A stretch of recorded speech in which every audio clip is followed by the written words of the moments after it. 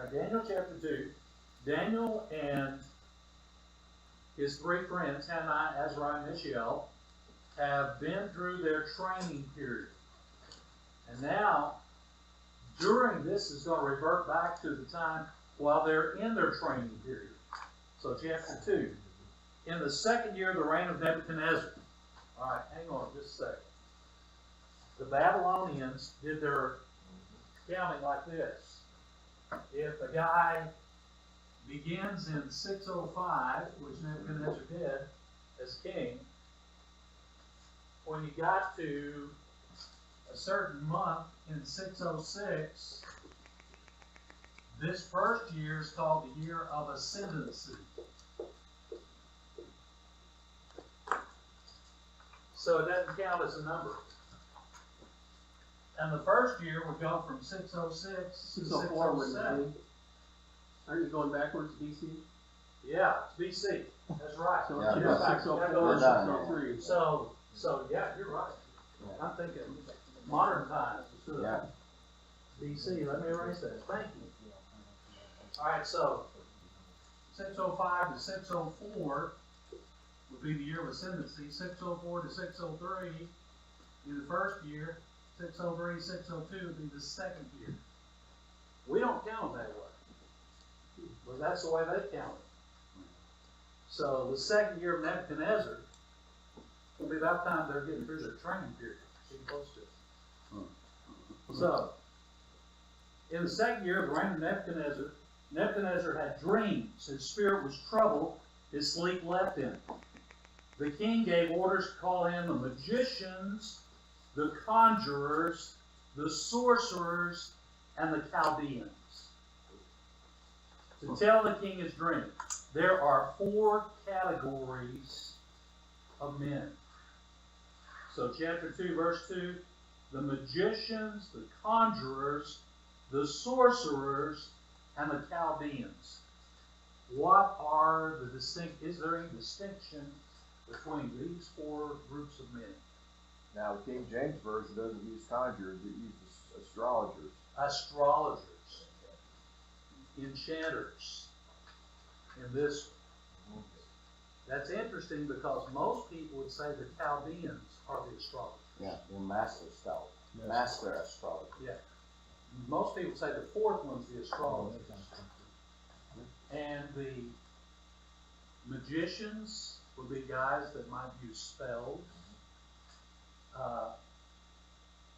incantations. The conjurers, some people think this is the group that would take animals, kill them, look at their entrails, and check out messages from the spirits that way. What a stinking job. Yes. Yes. And the sorcerers. So what you've got different divisions of guys that are dealing with magic, sorcery, black magic, this type of stuff. Remember, Daniel is gifted in visions and dreams, but his is not learned like these people learned it from the black arts. His is a gift from God. So these are men, and they were very big on astrology. Huge on the stars, the planets, doing everything. And you remember the book of Esther, Haman? How does he choose the day that he's going to attack all the Jews? By lot? That's according to the stars. Yeah. So those type of things. They're very into the occult. The occult. Very much in the occult.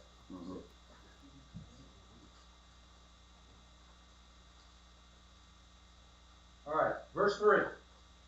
The king said to them, he's got all these advisors, I had a dream. My spirit is anxious to understand the dream. Then the Chaldeans spoke to the king in Aramaic. At this point in the book of Daniel, it ceases being Hebrew and becomes Syriac. One of those places where it's like that. And it says, O king, live forever. Tell the dream to your servants, we'll declare the interpretation. The king replied to the Chaldeans, the command from me is firm. If you do not make known to me the dream and its interpretation, you'll be torn limb from limb. Your houses will be made a rubbish heap. So he doesn't just want an interpretation. Either he has forgotten the dream. Have you ever dreamed something, you woke up and you couldn't remember it? Either that happened to him, or else he remembers the dream, but he wants to find out if they really know what the dream is or not. He wants to know if he can trust these people telling the truth. So one way or the other, he says, you're going to tell me what I dreamed, as well as what it means if you don't. He does not know this. He has no clue about Daniel yet, as far as visions and dreams. But if you declare the dream, its interpretation, you will receive from me gifts and a reward and great honor. Therefore, declare to me the dream and its interpretation. They answered a second time and said, let the king tell the dream to his servants, and we'll declare the interpretation. The king replied, I know for certain that you're bargaining for time, inasmuch as you've seen that the command from me is firm.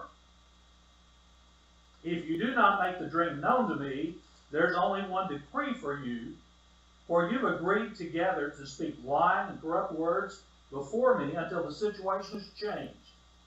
Therefore, tell me the dream, that I may know that you can declare to me its interpretation. What do you think those Chaldeans thought?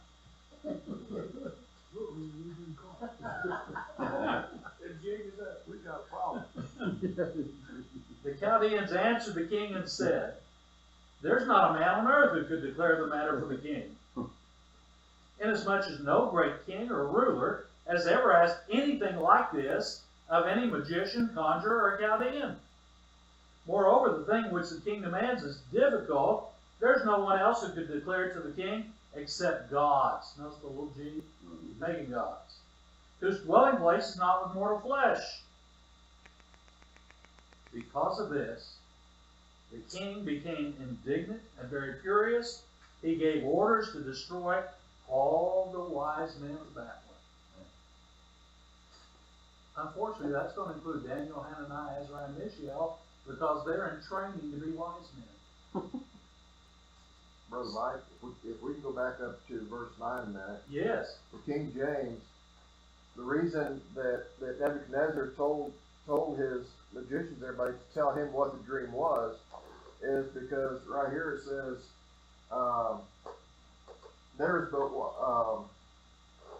you have prepared lying and corrupt words to speak before me. And what they've been doing for years is he's been telling what his dreams and visions, and they're just giving him excuses. And this is one way that he knows that they are. He's wanting to find out. Can Yes. they really tell him what it means? If they can tell him what his dream was, then they can interpret, they can believe him. Yeah. But for some reason, he's not believing them anymore. No. They have told him something, and it hadn't come true. Right, and he's going to make them prove to him that they can actually, because if they can tell him what his dream was, then he knows they're interpreting it. But if they can't tell him what his dream is, they're just giving him whatever they want to tell him. Yeah. Mine says you agree among yourselves to go on telling you lies because you hope that in time things will change. Yeah. I'll be gone. Yeah. And he's putting tests before them. Right. So the decree, verse 13, the decree went forth that the wise men should be slain, and they looked for Daniel and his friends to kill them. Then Daniel replied with discretion and discernment to Arioch. Discretion and discernment. Wisdom. He's not rattled. To Arioch, the captain of the king's bodyguard, who had gone forth to slay the wise men of Babylon. He said to Arioch, the king's commander, for what reason is the decree from the king so urgent?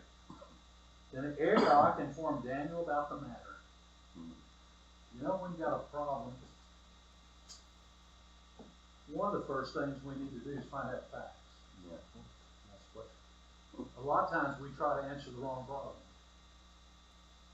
We don't get the facts. Another thing too, when it says choosing his words carefully, Yeah, it's discretion. Yeah. Choosing his words carefully. He's not telling, he's asking. It's the difference, isn't it? Then Daniel went to his house. Daniel went in, requested the king, they might give him time in order that he might declare the interpretation to the king. Daniel went to his house, he informed his friends, Hananiah, Mishael, and Azariah about the matter, so that they might request compassion from the God of heaven concerning this mystery, so that Daniel's friends would not be destroyed with the rest of the wise men of Babylon. So, first thing he does, he gets the facts, he uses courtesy, he uses tactfulness, he requests time, and then he does the most important thing. He prays. He asks God to reveal what needs to be done. I know you guys, some of your pastors, many of your pastors, some of you aren't pastors, you may have used this passage too. But over the years as a pastor, people would come to me with problems that were too big for me to know what to do with. Everybody come to you with a problem you didn't know how to handle. It happens all the time in ministry. I don't know what you did with them, but I know one of the first things I would do with people in a situation like that, I would take them to James chapter 1, verses 5 through 8. James chapter 1, verses 5 through 8. And I would tell them right up front, I did not know the solution, but that I knew who did. James chapter 1 says, if anyone lacks wisdom, let him ask of God, who gives generously to all without finding fault. And it shall be given him, but let him ask in faith. For the man who does not ask in faith, he's like a ship that wavers on the sea. Let not that man think he will receive anything from the Lord. James 1, 5 through 8. Now, I would add to that this truth. I would promise them, God is going to give you the wisdom you need. He's going to give it to you in time for you to use it. It may not come till the last minute, but God is never late. He will give you the wisdom you need in time for you to use it. Make up your mind. Make up your mind before you ask that whatever wisdom God gives you, you will do it. It is better not to ask than to ask for wisdom, and when it comes, you say, that's not what I had in mind, God. I'm not going to do that. Many times it's not what you want. Many times it'll be something so different you thought, I never would have thought of that one. But I guarantee you, you need to make up your mind ahead of time. I'm trusting God to give me the wisdom, and when He gives it, I'm going to obey. What do we sing tonight? Trust and obey.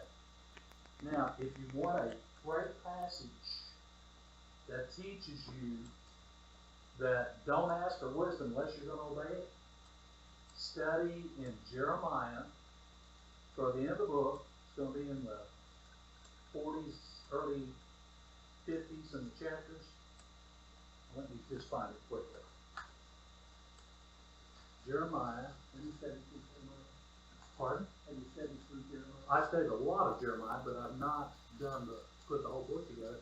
But I've done quite a bit of studying Jeremiah. That's our Bible study next week. I did not know what it was. I did not know what it was. So get ready. Okay.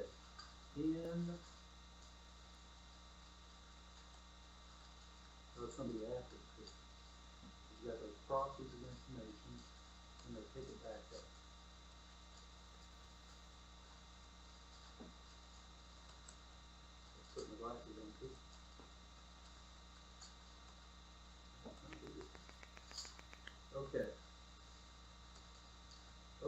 a man named Johanan, and they come, okay, it's chapters 41 and 42. Jeremiah chapter 41 and 42, and here's what happens. When Nebuchadnezzar comes in 586 and destroys Jerusalem and takes the people prisoner, he leaves just a few people behind. Jeremiah's left behind, he has a choice of going or staying. And so Nebuchadnezzar puts a man on as governor, and the man is a godly man. He is from a very godly family. He becomes the governor over Judah. And while he's there, a man comes and hires a man of Judah, a man from Moab, I believe, or even one of those places, hires a Jewish man to assassinate the governor. And he assassinates him. Now, when this happens, Jeremiah has chosen to live with the governor, so he'll be protected. But this guy comes with a small army, he assassinates the governor, kills a bunch of other people. And then a man named Johanan hears about it. He gets an army together, 40, 50 men, and they come and attack that guy and run him out. They don't kill him, but they run him away. And Johanan comes to Jeremiah and says, what should we do? You're a prophet. Would you ask God, should we stay here and trust that Nebuchadnezzar will provide for us even though the governor's been assassinated? He's going to be mad if this governor's assassinated. Will he kill us? Should we stay here? Or should we flee to Egypt? And Jeremiah says, I'll pray about it. He spends the night in prayer. The next day he comes to them. He says, you asked, and God said, stay. I will protect you. Nebuchadnezzar will not harm you. And they looked at Jeremiah and said, you're lying. You're trying to deceive us and get us killed. And moreover, they forced Jeremiah to go to Egypt with them. When they get to Egypt, they pass over a place where there's a stone plaza. And God tells Jeremiah, go to a certain stone in that plaza and dig it up and write this message and put it under the stone and put the stone back down. And the message said, Nebuchadnezzar is going to sit his throne on this stone. And he's going to kill the king of Egypt. And he's going to rule over those that rebel. And Jeremiah's point is, why did you ask me to pray for God's wisdom when you're going to do the opposite? You know, you're going to be judged by God. He did it historically. It's proven fact in history. He put his traveling throne on that very stone. He had no idea who was doing it. What was under the stone? God did. But it's a great illustration. You don't ask for wisdom and then not take it. All right, what are these guys going to pray for? They're going to pray for wisdom. Are they going to have any trouble taking the wisdom that God gives you? No. They're going to do what he says. So, back in Daniel, chapter 2, it says in verse 18, so they might request compassion from the God of heaven concerning this mystery. How much compassion does God have?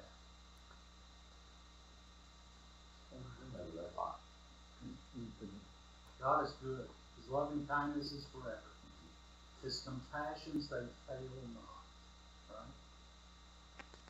Concerning this mystery, so Daniel's friends would not be destroyed with the rest of the wise men. So they're going to pray. They're praying for wisdom. Then the mystery was revealed to Daniel in a night vision. God shows him the answer in a vision. Then Daniel blessed the God of heaven. Daniel said, let the name of God be blessed forever and ever, for wisdom and power belong to him. It is he who changes the times and the epochs. He removes kings and establishes kings. He gives wisdom to wise men and knowledge to men of understanding. It is he who reveals the profound and hidden things. He knows what is in the darkness, and the light dwells with him. To you, O God of my fathers, I give thanks and praise, for you've given me wisdom and power. Even now you've made known to me what we requested of you, for you've made known to us the king's matter. When you ask for wisdom, and God gives it, and you're going to obey it, you can't help but praise it. You must give him the glory. The worst thing you could do is go out and say, I figured this thing out. That's it. You didn't figure it out. God knew it, and God revealed it. So you've got to give the glory where it belongs. Therefore, Daniel went to Arioch, whom the king appointed to destroy the wise men of Babylon. He went and spoke to him as follows. Do not destroy the wise men of Babylon. Take me in the king's presence. I will declare the interpretation to the king. Daniel could have waited until many of the wise men were killed. He didn't do that. Arioch hurriedly brought Daniel to the king's presence and spoke to him as follows. I found a man among the exiles from Judah who can make the interpretation known to the king. The king said to Daniel, whose name was Belteshazzar, are you able to make known to me the dream which I've seen and its interpretation? You mean you can really tell me what I dreamed as well as what it means? Daniel answered before the king and said, as for the mystery about which the king has inquired, neither wise men, conjurers, magicians, nor diviners are able to declare it to the king. However, there is a God in heaven who reveals mysteries. Gives the glory to God then. He's made known to King Nebuchadnezzar what will take place in the latter days. This was your dream and the visions in your mind while on your bed. As for you, O king, while on your bed, your thoughts turn to what will take place in the future. And he who reveals mysteries has made known to you what will take place. But as for me, this mystery has not been revealed to me for any wisdom residing in me, more than any other living man, but for the purpose of making the interpretation known to the king, that you may understand the thoughts of your mind. You, O king, were looking, behold, there was a single great statue, which was large and of extraordinary splendor, was standing in front of you, and its appearance was awesome. The head of that statue was made of fine gold, its breast and its arms of silver, its belly and its thighs of bronze, its legs of iron, its feet partly of iron, partly of clay. You continued looking until a stone cut out without hands, it was cut out without hands, and it struck the statue on feet of iron and clay and crushed them. Then the iron, the clay, the bronze, the silver, the gold were all crushed at the same time and became like chaff from the summer threshing floors. And the wind carried them away, so that not a trace of them was found. But the stone that struck the statue became a great mountain and filled the whole earth. This was a dream. Now we'll tell its interpretation before the king. You, O king, are the King of kings, to whom the God of heaven has given the kingdom, the power, the strength, and the glory. And wherever the sons of men dwell, or the beasts of the field, or the birds of the sky, he's given them into your hand. He's caused you to rule over him. You are the head of those. After you will rise another kingdom inferior to you. So after the Babylonians, there will be another kingdom inferior to the Babylonians.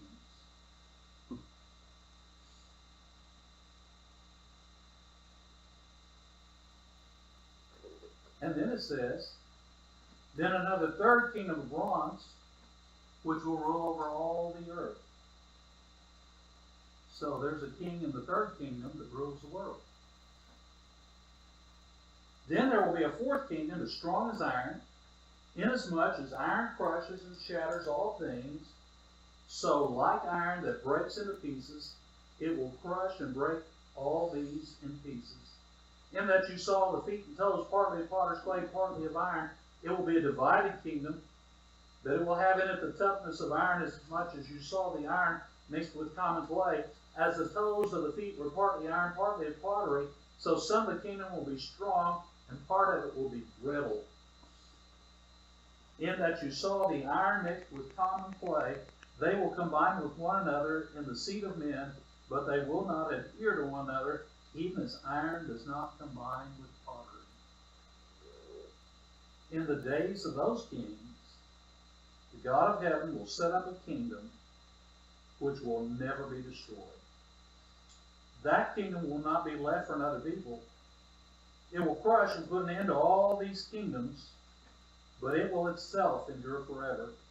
Inasmuch as you saw the stone was cut out of the mountain without hands, that it crushed the iron, the bronze, the clay, the silver, the gold, the great God has made known to the king what will take place in the future, so the dream is true, its interpretation is trustworthy. So, in Daniel chapter 2, you have the statue, the head of gold, that's Babylon. The chest, the arm, silver, a kingdom that's inferior to Babylon that takes over, that's the Medo Persians.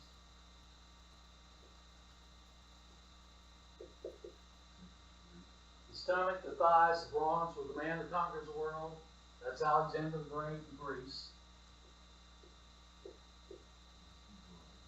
Iron, the clay, legs and the feet,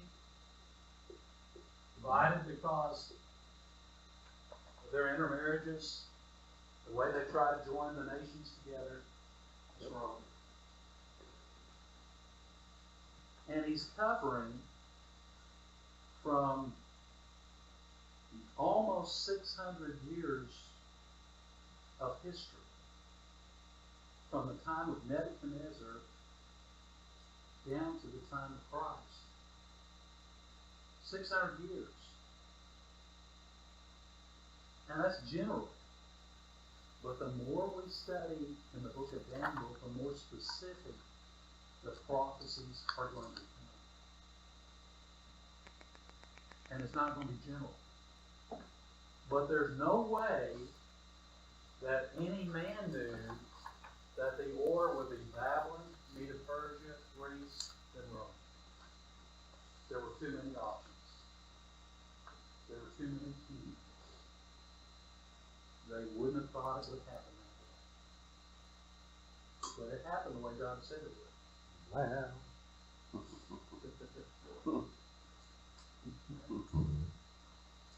Now, the stone, the rock, that's cut out but not by hands, is Jesus. Yeah. The kingdom that lasts forever is the kingdom of heaven. This doesn't really show us the church age. It just brings it down to the Messiah. So it's a spiritual kingdom, and not Yeah, it's going to be the spiritual kingdom that's going to conquer the others because it will never be replaced. It's forever kingdom. Rick. The scientists in Israel, especially the secular scientists, are totally baffled over the fact that his explanation of the dream, it all came true. Exactly as it. And this is one of the simple reasons why so many, quote, Bible scholars believe the book of Daniel was not written until within 100 years of Christ? Because the prophecies are too accurate. But that's also because in the council at Yemunge, the Jewish council, the Sanhedrin met for the outside the temple after the temple's destruction, and they tried to remove the book of Daniel from the prophecy, from the canon, for one reason, and in all of what Rabbi Ben Zakkai said is recorded, and he actually said he was lying about the fact that it was not part of the Bible. Yeah. He admitted it, and the scribe wrote it down, and nobody caught the fact that the scribe wrote it down. So when Jewish people read it, they go, "Why did God?" This is the same guy, Rabbi Ben Zakkai, that decided since there's no temple, we have no sacrifice for sin. That's what got me as a Jew. Yes. Where do you sacrifice for sin, my wife would say. There is now. none. You know, because I knew it was a blood offering, and I knew I was in trouble. And the thing is, he said, well, we have no place to sacrifice for sin anymore, so we're going to make mitzvot, tzedakah, and tefillin. Mitzvot is good deeds, tzedakah is charitable giving, and tefillin is praise and worship. Those are all things we're supposed to do anyway. Yeah. They're not sacrifices. So he made those, and for 2,000 years, all the Jewish people have believed that those are the sacrifices for sin, and not the sacrifice of the temple. Right. Sorry about that. No problem. Now, because they don't accept Jesus, for several reasons, but because they don't accept him, who's the stone? He what? Who is Who do they interpret the Who stone? do they consider the stone? The stone just the kingdom? Yeah. I assume they'd say it's the kingdom rather than Yeah. Christ. What kingdom? The kingdom of God. They believe in the resurrection.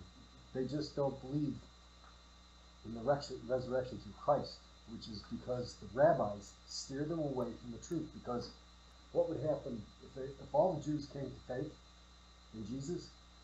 The rabbis would lose all their power. It's as simple as that. That's why I stopped my rabbinic study. I didn't let them go. Yes. Just if Jesus isn't the reason for our faith, then whatever he bought doesn't count. Yeah. I mean, Well, yeah, you're thinking like a Christian. He's thinking like a Jew. See, I agree with you 100%. Yeah. I agree with you. Now that I am saved, I agree with you. Yeah. But before I was saved, I didn't understand that because I had been taught by my rabbis a totally different story. And until somebody made a mistake and said that we should study the council at Yemunge, and I studied and I go, whoa. Because I read what the scribes wrote first, not what the official documents were, and I'm going, this is a great deception. Yes. But why is there deception? You have to understand, this is about what Satan wants to do is destroy God's testimony on earth. And his original testimony was the Jewish people. Now, we're looking back at this passage, and we can see the fulfillment on this side of history. Yeah. Nebuchadnezzar is still up here. Yeah. He doesn't see these yet. But look at his response.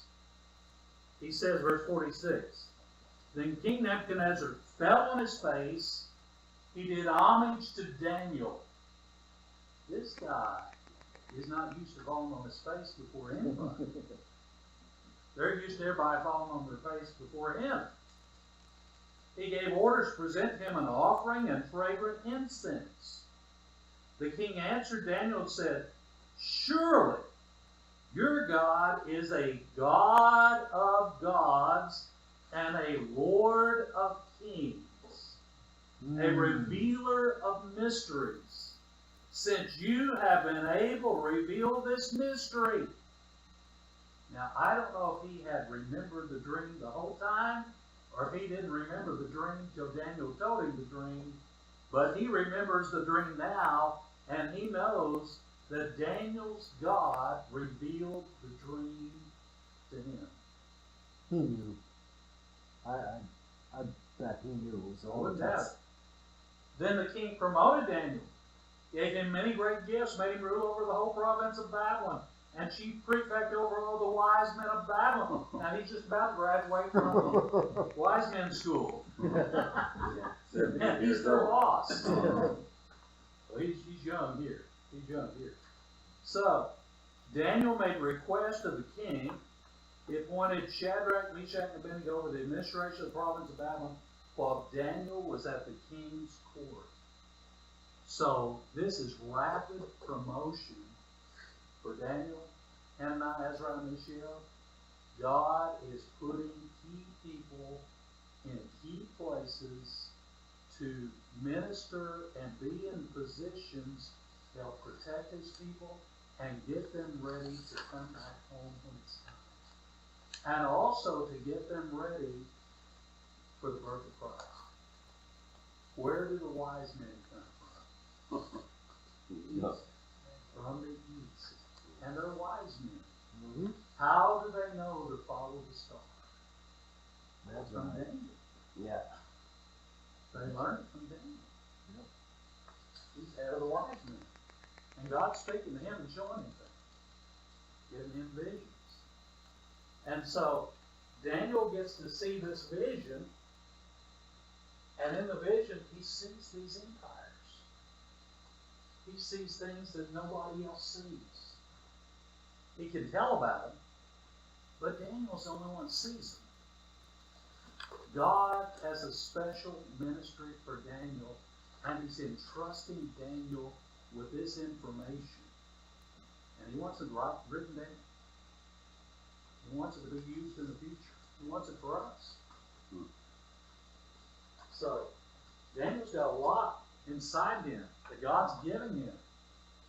The Lord gave him the ability to have visions and dreams and to interpret them.